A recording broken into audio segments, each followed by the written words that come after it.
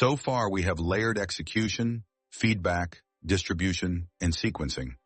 Each solves a specific problem. Together, they form something larger, an operating model. An operating model defines how work becomes results consistently. Without it, systems remain isolated tools. With it, systems reinforce each other. This is the point where income systems stop feeling like tactics and start functioning like an engine. An operating model answers one question: how does value move from creation to outcome? Execution creates output. Feedback improves output. Distribution moves output outward. Sequencing organizes exposure over time. When these layers are aligned, effort compounds. When they are disconnected, progress stalls. Alignment is what transforms separate systems into a single mechanism that produces predictable momentum. Most people build systems in fragments. They optimize one area while ignoring the others. This creates imbalance. Strong execution without distribution remains invisible. Strong distribution without execution disappoints. Strong feedback without sequence confuses direction. An operating model prevents this by defining how each layer interacts, so improvements in one area strengthen the whole.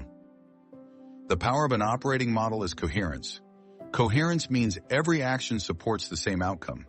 When coherence exists, energy is not scattered. Each decision fits inside a larger structure. This reduces waste, hesitation, and contradiction. Systems stop competing for attention and begin reinforcing each other, which is when growth feels smooth instead of effortful. An operating model also clarifies priorities.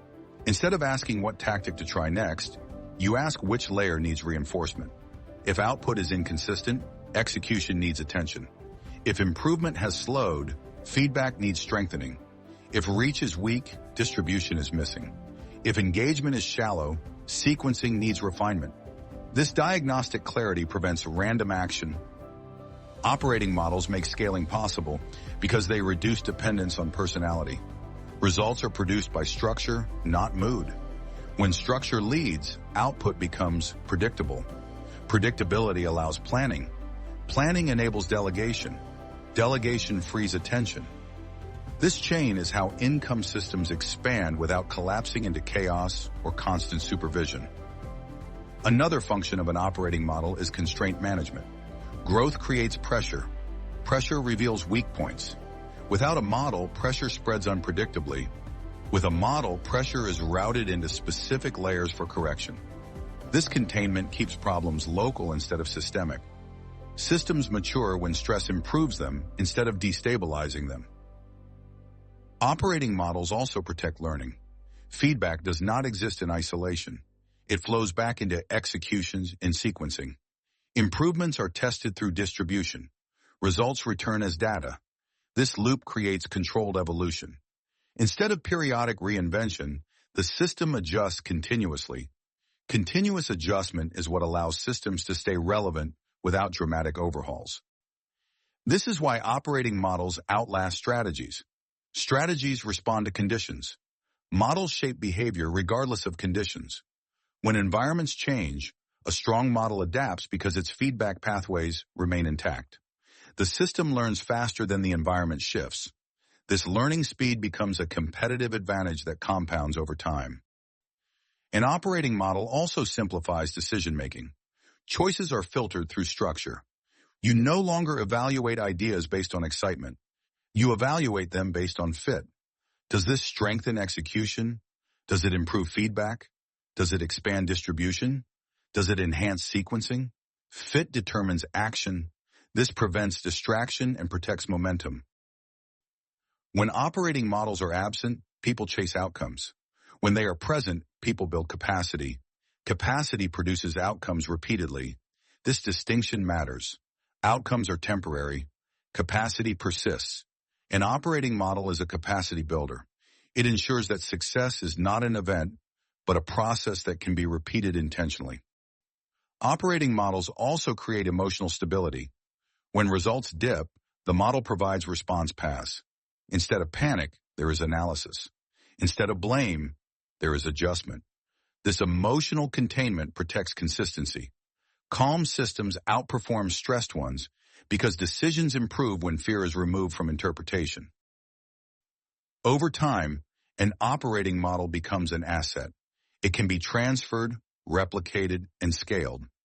People can enter the system and contribute without disrupting coherence. This is how organizations form. This is how income systems move beyond individuals. Structure becomes the carrier of value instead of personal output. An operating model also makes improvement measurable. You can see which layer advances and which lags.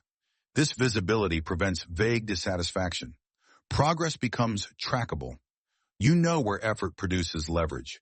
Measurement protects motivation because improvement becomes visible even when revenue growth appears delayed. This is why building an operating model is not a late-stage activity. It is foundational. It does not slow growth. It channels it. Early structure reduces later correction. Systems that delay integration often spend years repairing fragmentation. Systems that integrate early compound quietly and steadily. Operating models also enable strategic patience. When you trust the system, you stop forcing outcomes. You allow layers to develop fully. This patience is not passive, it is directed. Effort is applied where the model indicates, not where anxiety suggests. Direction replaces urgency, which stabilizes both performance and planning. At this stage, income stops feeling like something you chase. It feels like something you cultivate. Cultivation is slower than pursuit, but it produces deeper roots. Those roots support resilience, scalability, and continuity. Operating models transform work from reaction into design. Next, we will translate this operating model into a practical build sequence. Knowing the layers is not enough. Order matters.